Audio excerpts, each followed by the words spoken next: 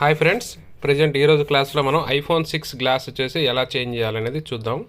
దీనికోసం అయితే ముందుగా మనం గ్లాస్ అనేది ఆల్రెడీ రెడీ చేసుకున్నాము, తీసుకొచ్చేసాం మార్కెట్ నుంచి. గ్లాస్ తీసుకొచ్చాను, దీన్ని రీప్లేస్ ఎలా చేయాలనేది చూస్తాం. ఇప్పుడు ఫస్ట్ అయితే నేను గ్లాస్ మొబైల్ అయితే ముందు ఓపెన్ చేయాలి కదా. గ్లాస్ సపరేట్ చేయాలంటే ముందుగా మనకి ఫ్రేమ్ నుంచి సపరేట్ చేయాల్సి ఉంటుంది, కాబట్టి ఆ ప్రాసెస్ అనేది చేస్తున్నాను. సమ్టైమ్స్ ఏమవుతుందంటే ఈ గ్లాస్ చేంజ్ చేసేటప్పుడు మనకి ఇంటర్నల్గా పోలరైజర్ కూడా డ్యామేజ్ అయ్యే ఛాన్సెస్ ఉంటుంది. అంటే మనకి ఫిల్మ్ ఉంటుంది లోపల, ఆ ఫిల్మ్ అనేది డ్యామేజ్ అయితే మనకి కంప్లీట్గా వైట్ స్క్రీన్ వచ్చేస్తుంది అనమాట. అయితే ఇక్కడ ఏమైందంటే ఈ మొబైల్ వచ్చేసి నేను పోలరైజర్ గ్లాస్ చేంజ్ చేయాలనుకున్నప్పుడు పోలరైజర్ కూడా డ్యామేజ్ అయింది అన్నట్టు. పోలరైజర్ చిన్నగా డ్యామేజ్ అయితే దాన్ని కూడా చేంజ్ చేయాలనుకున్నాను. కాబట్టి చూడండి, ఇక్కడ పోలరైజర్ అనేది నేను జస్ట్ జాగ్రత్తగా తీయాల్సి వస్తుంది. దీనికి సపరేట్గా టూల్ ఉంటుంది, మీకు బ్లేడ్ టూల్ ఉంటుంది. ఈ బ్లేడ్ టూల్ అనేది మార్కెట్లో దొరుకుతుంది మీకు. విత్ సాల్డింగ్ ఐరన్కి ఒక బ్లేడ్ వస్తుంది అనమాట, షార్ప్ బ్లేడ్. దాంతో కట్ చేయాలి. ఇది కొంచెం కేర్ఫుల్గా చేయాల్సిన వర్క్ ఉంటుంది. ఇది అంత ఈజీగా అయితే కాదు, కొంచెం హార్డ్ వర్కే ఉంటుంది. టైం టేకెన్ పడుతుంది లైట్గా. ఒక 1 అవర్ అయితే మీకు దీని మీద వర్క్ చేయాల్సి ఉంటుంది కంప్లీట్గా. చాలా జాగ్రత్తగా చేయాలి. ఇక్కడ ఆల్రెడీ ఆ డ్యామేజ్ అయిన పోలరైజర్ని నేను జస్ట్ ఓపెన్ చేస్తున్నాను, కట్ చేస్తున్నాను అనమాట. మెల్లగా కట్ చేసుకుంటూ ఓపెన్ చేయాల్సి ఉంటుంది అనమాట.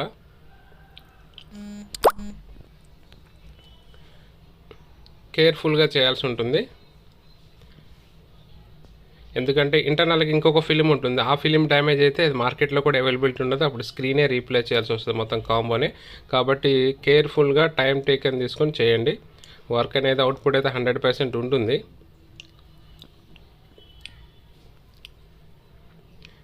ఇట్లా చేసేటప్పుడు మీరు ఏం చేయాల్సి వస్తుందంటే ఆ పైన ఉన్న పోలరైజర్ని మెల్లగా పట్టుకుని డ్యామేజ్ కాకుండా ఓపెన్ చేస్తూ ఉండండి. ఇక్కడ కొంచెం టైం టేకన్ ఉంటుంది.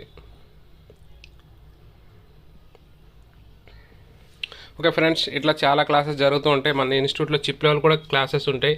కంప్లీట్గా బేసిక్ టు అడ్వాన్స్డ్. అంటే మీకు ఒక ఫ్రెషర్ అయినా కూడా మన ఇన్స్టిట్యూట్లో వచ్చి నేర్చుకోవచ్చు. ఇన్స్టిట్యూట్ క్లాసెస్ మీకు 30 డేస్ ఉంటాయి. ఒకవేళ 30 డేస్లో మీకు ఏమైనా డౌట్స్ ఉన్నా కూడా మరొక 10-15 డేస్ ఎక్స్ట్రాగా మన ఇన్స్టిట్యూట్లో ఉండి నేర్చుకోవచ్చు.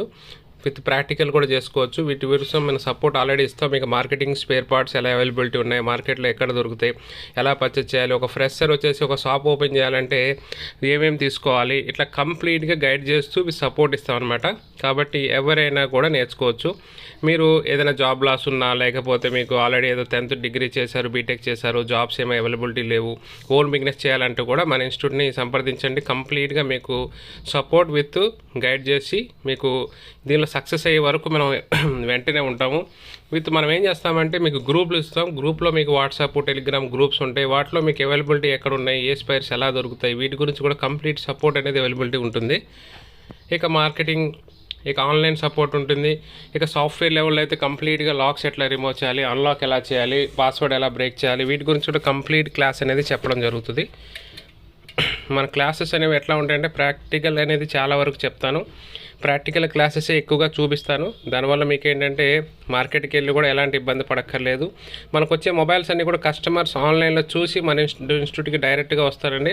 ఇబ్బంది ఏం లేదు. మీకు మార్కెటింగ్ గురించి కానీ, మీకు కస్టమర్ని ఎలా డీల్ చేయాలనే విషయం గురించి కానీ ఇబ్బంది ఏమి ఉండదు. ఓకే, చూడండి, ఇక్కడ మన పోలరైజర్ నేను తీసేసాను. చూడండి, పోలరైజర్ పెడుతుంటే చూడండి స్క్రీను మనకు ఆ పిక్చర్ అనేది కనబడుతుంది, లేదా పిక్చర్ కనిపించదు.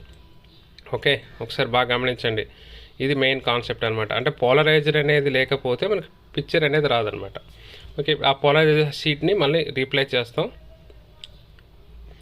ఈ పోలరైజర్ షీట్ అనేది మనకి మార్కెట్లో అవైలబిలిటీ ఉంది. ఆ షీట్ వచ్చేసి మీకు 100 రూపీస్ పడుతుంది.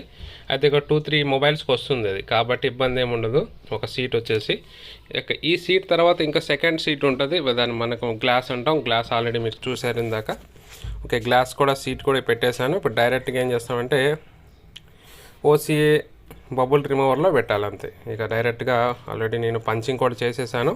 పంచింగ్ కూడా చేసేస్తే చూడండి లాస్ట్ ఫైనల్ స్క్రీన్ అలా వచ్చేసింది. ఇక జస్ట్ మనం ఈ మొత్తం ఈ కాంబోని తీసుకెళ్ళి మనం ఓసీఏ మిషన్లో పెట్టేసామంటే ఇక కంప్లీట్గా ఏ చిన్న బబుల్ ఉన్నా కూడా ఓపెన్ అయిపోతుంది. ఒకసారి చెక్ చేసుకోవాలి ఎప్పుడైనా. చెక్ చేసుకున్నాక ఫైనల్ ఏం చేస్తారంటే నెక్స్ట్ ఇక ఓసీఏలో పెట్టేసేయాలి. మనం ఓసీఏ మిషన్లో పెట్టేసి ఓసీఏని మనం ఒక 10 మినిట్స్ తర్వాత ఓపెన్ చేసుకుంటే సరిపోతుంది. Okay, that is the final. Okay friends, చూశారు కదా, ఇట్లాంటి ఏదైనా మీకు బేసిక్ నుంచి చెప్పడం జరుగుతుంది. ఇట్లా చేయడం వల్ల మీకు ప్రతి ఒక్క మొబైల్ గురించి ఎక్స్ప్లెయిన్ చేసి బేసిక్ టు చెప్పడం ద్వారా మీకు ఏ మొబైల్ అయినా ఎలా రిపేర్ చేయాలనేది కంప్లీట్గా నాలెడ్జ్ అనేది వస్తుంది. Thank you.